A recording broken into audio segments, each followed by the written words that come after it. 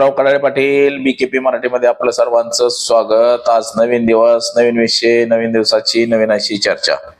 आज चर्चा घेऊन आलोय म्हणजे बघा, कधी काळी अजित पवारांच्या माग लागून पिंपरी चिंचवड मध्ये राष्ट्रवादी काँग्रेसची उमेदवारी मिळवणारे, म्हणजे ती उमेदवारी मिळवण्यासाठी सलग 10-12 दिवस अजित पवारांची वाट पाहिली भेटीसाठी, आणि अखेर भेट झाली आणि राष्ट्रवादी काँग्रेस पक्षाची उमेदवारी मिळवली आणि निवडून पहिल्यांदा पराभव झाला, दुसऱ्यांदा निवडून आले सलग 3 वेळा।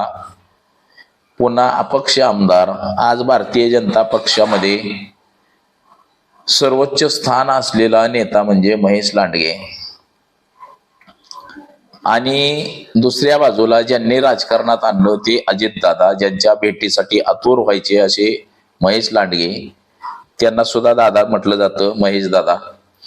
पिंपरी चिंचवड महानगरपालिकेमध्ये दादा विरुद्ध दादा असा जो संघर्ष आहे, म्हणजे कधी काळी हाताला धरून राजकारणात आणलं आणि त्याच्याशीच मोठा संघर्ष करावा लागेल असं कधी अजित पवारला वाटलं नसेल, आणि संघर्ष करता करता आपली महानगरपालिकाच हिरावून घेईल असंही कधी अजित पवारांना वाटलं नव्हतं। असंच काहीच पाठीमागच्या निवडणुकीत झाले। अख्खी पिंपरी चिंचवड महापालिका सगळी अजित पवारांच्या हातातून हिरावून घेतली। ज्या अजित पवारांनी राजकारणात आणलं त्याच अजित पवारांवरती टीका टिप्पणी करावी लागली, याची शोकांतिका असलेली।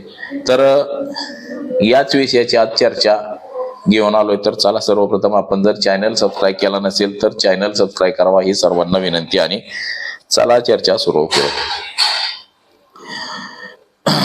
एकेकाळी राष्ट्रवादी काँग्रेस पक्षामध्ये विद्यार्थी संघटनेचा शहराध्यक्ष म्हणून काम करणारे महेश दादा लांडगे, आज महेश लांडगेंच्या राजकीय जीवनामध्ये मोठा टर्निंग पॉइंट आला, आणि आज महेश लांडगे यांच्या ताब्यात पिंपरी चिंचवड महापालिकेचं अख्खं भाजपचं इलेक्शन त्यांच्या ताब्यात आहे। त्यांच्या सांगण्यावरून लोकांना उमेदवाऱ्या दिल्या जातात भारतीय जनता पक्षाच्या।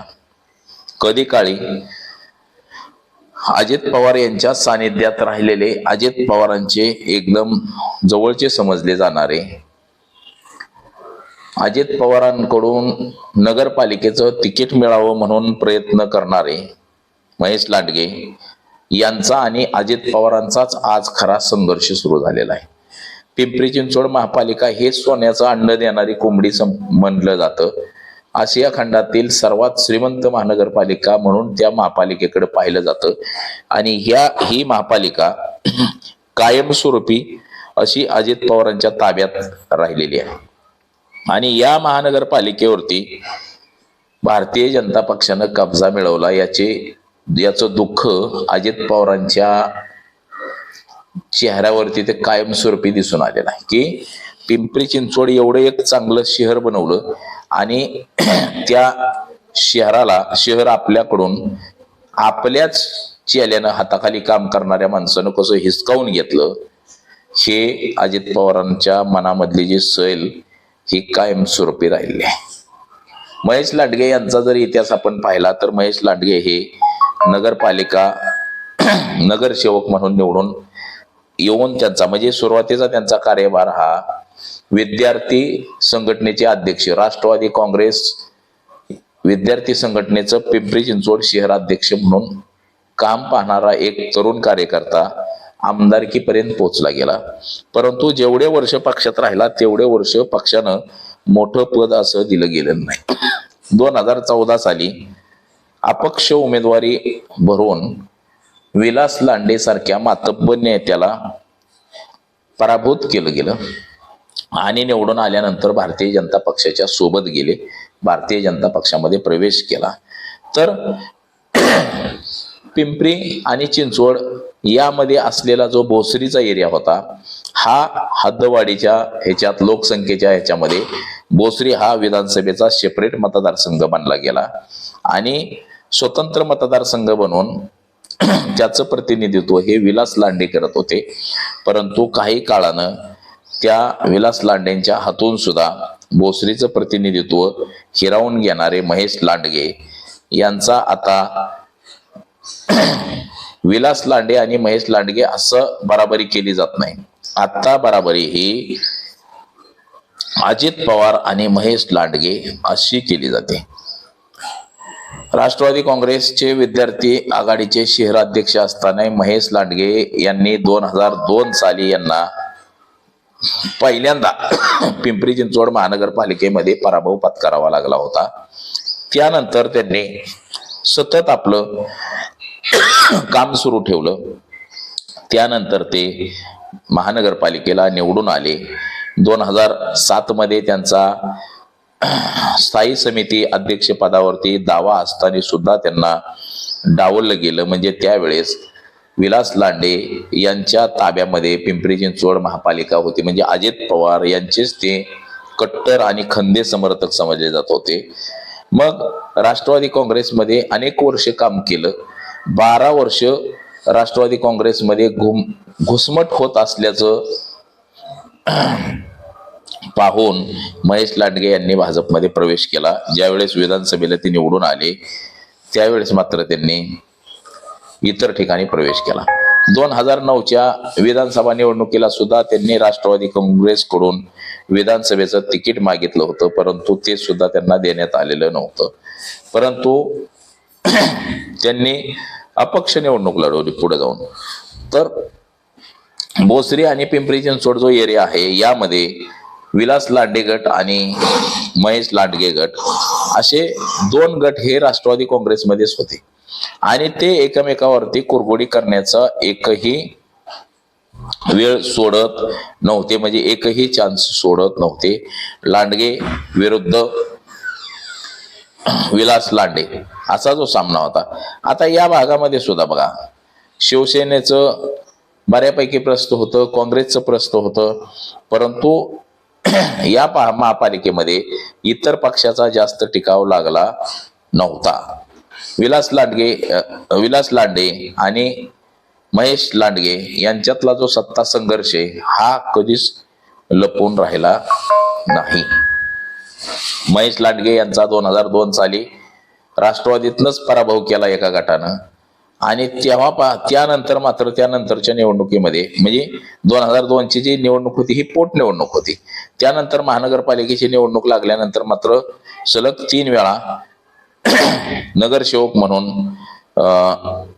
निवडून आले. परंतु महेश लांडगे निवडून आले, परंतु त्यांना कसलंही महत्वाचं पद देण्यात आलेलं नव्हतं. म्हणजे अजित पवार यांचेच पिंपरी चिंचवड मध्ये 2 गट राष्ट्रवादीमध्ये कार्यरत होते. एक विलास लांडेंचा, दुसरा महेश लांडगे यांचा. आता हे दोन्ही गट असताना सुद्धा महेश लांडगे यांना डावललं जात होतं असं महेश लांडगे यांनी आरोप प्रत्यारोप केले. म्हणजे कधी काळी विद्यार्थी जीवनामध्ये म्हणजे विद्यार्थी संघटनेचा अध्यक्ष असलेला पोराला अजित पवारांनी हाताला धरून आणलं, राजकारणामध्ये नगरसेवक केलं, त्याला मान सन्मान मिळवून दिला. परंतु तोच पोरगाच म्हणजे महेश लांडगे हे अजित पवार आणि महेश लांडगे यांच्यातला जो आज संघर्ष आहे हा आपण पाहताना दिसतोय. काल परवाजी पिंपरी चिंचवड महापालिकेच्या निवडणुकीनिमित्त अजितदादांची जी सभा झाली अजित पवारांची, या सभेमध्ये मात्र महेश लांडगे यांच्यावरती प्रखर असे आरोप अजित पवारांनी केले. पिंपरी चिंचवड महानगरपालिकेचे जवळपास 8,000 कोटींच्या ठेवी या भारतीय जनता पक्षाने म्हणजेच महेश लांडगे यांनी मोडल्याचा आरोप अजित पवारांनी केला. 8,000 कोटींच्या ठेवी 2,000 कोटींवरती फक्त आल्यात. 8,000 कोटींच्या त्या 10,000 कोटीवरती ठेवी व्हायला पाहिजे होत्या, परंतु त्या ठेवी कमी झाल्या, 2,000 कोटीवर आल्या. म्हणजे याचा अर्थ की 6,000 कोटींच्या ठेवीमध्ये भ्रष्टाचार झाला असं अजित पवारांचं मत आहे. म्हणजे कधी काळी हाताला धरून राजकारणात आणलं आणि तोच माणूस मोठा झाल्यानंतर मात्र अजित पवारांच्याच विरोधात ठाकला गेला. हे राजकारण कशा पद्धतीचं आहे ते एकंदरीत आपण बघू शकतो. तर एकंदरीत असंच की आज पिंपरी चिंचवडमध्ये दादा विरुद्ध महेश दादा अशीच काहीशी निवडणूक लागलेली आपल्याला दिसते. महेश लांडगे यांनी हिंदुत्वाचा झेंडा हातात घेतला. 2014 साली भारतीय जनता पक्षाचं ज्यावेळेस सरकार आलं त्यावेळेस महेश लांडगे सुद्धा विलास लांडे यांना पराभूत करून अपक्ष निवडून आले आणि अपक्ष निवडून आल्यानंतर त्यांनी भारतीय जनता पक्षाच्या सोबत जाणं पसंत केलं आणि भारतीय जनता पक्षासोबत जाऊन त्यांना देवेंद्र फडणवीसांनी ताकद दिली आणि ती अक्षरशः पिंपरी चिंचवड महानगरपालिकेची निवडणूक खेचून आणण्या इतपत ताकद दिली गेली. आणि असंच काहीसं गेल्या वेळेस झालं. पिंपरी चिंचवड महानगरपालिका आणि पुणे महानगरपालिका या दोन्ही महानगरपालिका भारतीय जनता पक्षाच्या ताब्यात कधी नव्हे अशा गेल्या वेळेस पुण्यामध्ये 90-95 नगरसेवक हे भारतीय जनता पक्षाचे निवडून आले. तसंच पिंपरी चिंचवडमध्ये सुद्धा सर्वाधिक नगरसेवक हे भारतीय जनता पक्षाचे निवडून आले आणि दोन्ही ठिकाणी महापौर भारतीय जनता पक्षाचाच बनला गेला. म्हणजे अजित पवारांची सत्ता त्याच लोकांनी हिरावून घेतली. ज्या लोकांना अजित पवारांनी मोठं केलं त्यांनीच अजित पवारांच्या सत्तेला सुरुंग लावला. असंच काहीसं विदारक चित्र पुण्याचं आपल्याला दिसतंय. तर आज एवढंच. माझा सहकारी कॅमेरामन अनिकेत समीराव कळळे पाटील, BKP मराठी, इंदापूर, पुणे.